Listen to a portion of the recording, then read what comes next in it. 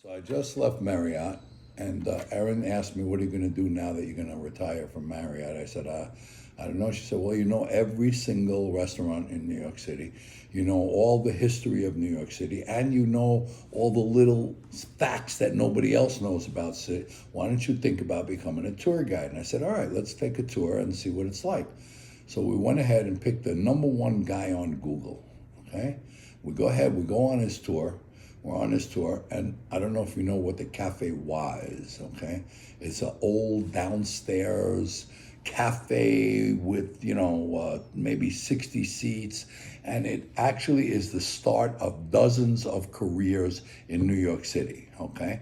And you don't even have to say anything. There's a giant sign on the outside of the building that says, Jimi Hendrix, first paying gig. Barbra Streisand's first paying gig. Bob Dylan's first paying gig.